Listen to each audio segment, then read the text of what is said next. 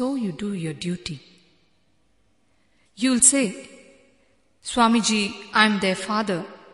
If I don't provide for them, who will? See, try to understand. I'm not saying that you should not provide for them.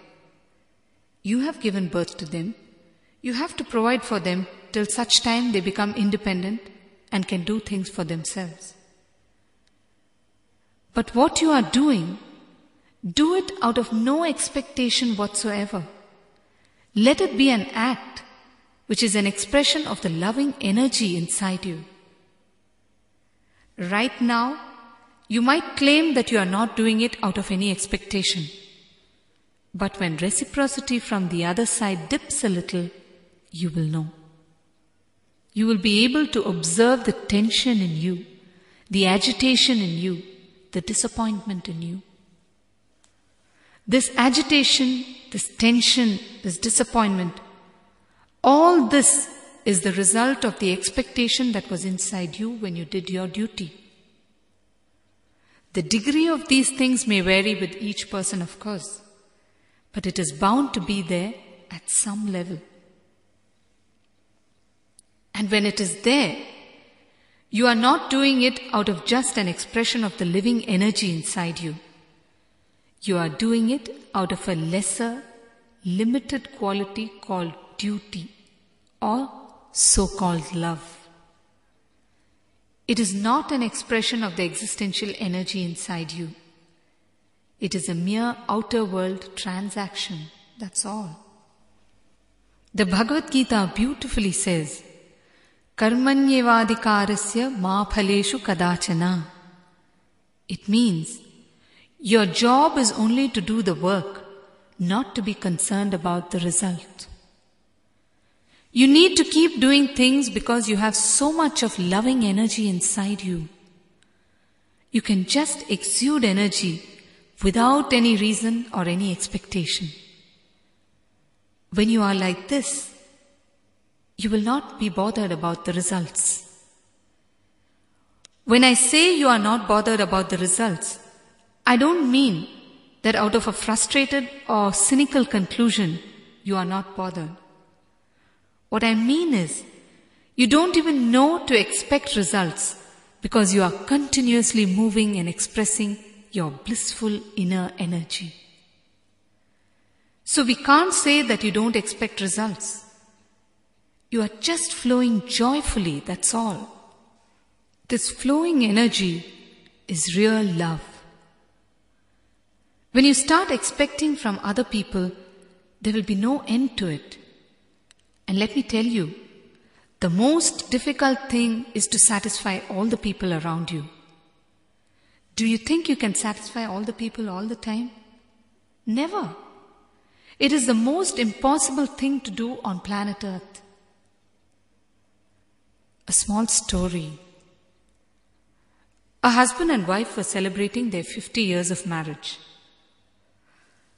The wife presented the husband with 2 shirts for the occasion. He was very touched and he said that he would go out for dinner instead of her cooking at home. It was a very tender moment for both of them. He freshened up, and to make his wife happy, he wore one of the shirts and he came out. As he came down, she looked up and smiled, but soon her expression changed and she said, "So the other shirt is no good?"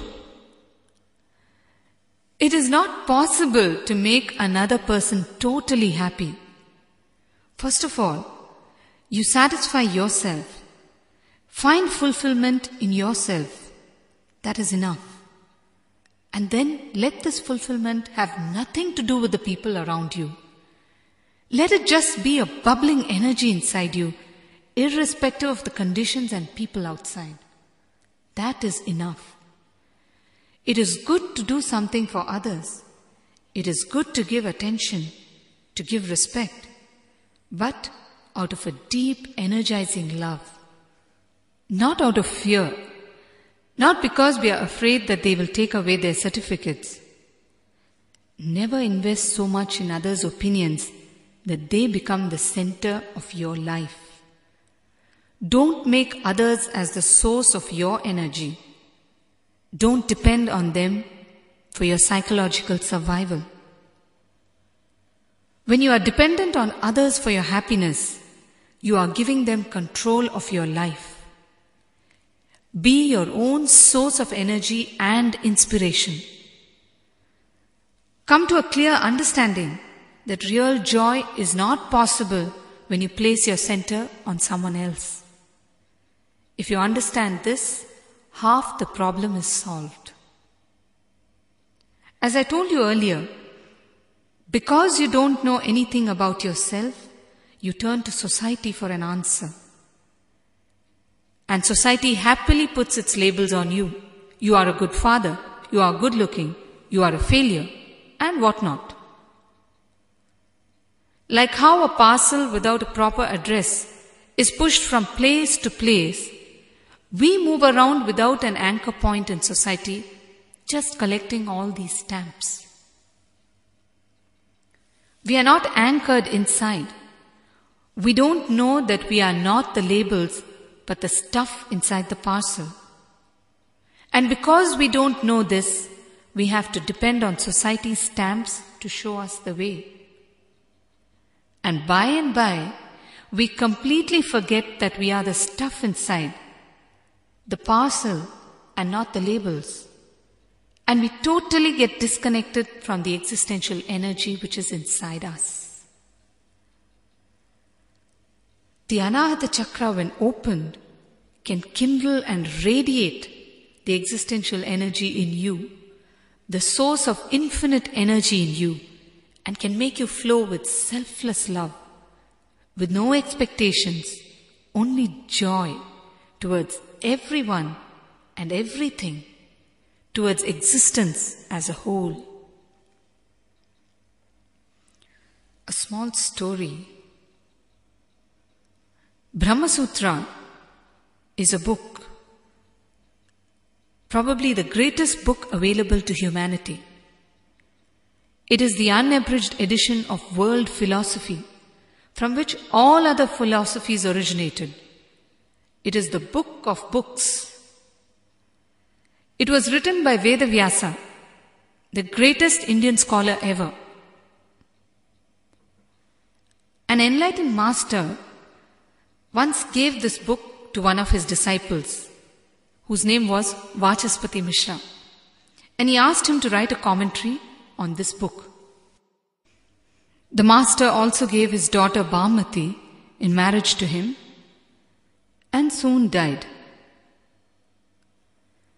Vachaspati Mishra started out on his task very earnestly. He was continuously engaged in writing. It became a sort of intense and transforming meditation for him. He wrote for months. Soon months became years and years became decades. He saw nothing else, thought about nothing else, and heard nothing else during that time. Finally, he finished the great work. Only the title of the book remained to be given. At that moment, he looked up from his work. He saw an old lady lighting the lamp next to him. Vachaspati Mishra was surprised.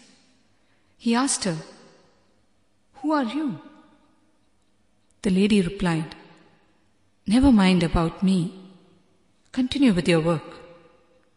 He said, "The book is complete. Tell me, who are you?"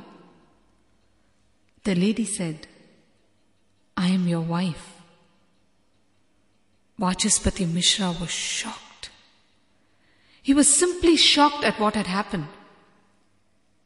For 30 years, he had written the book without a thought about his wife. He could not believe himself. "Why didn't you remind me all these years?" he cried. "What for? You were immersed in the book. I felt no need to disturb you," she replied very quietly. Then Vachaspati Mishra continued, You have sacrificed your entire life for the sake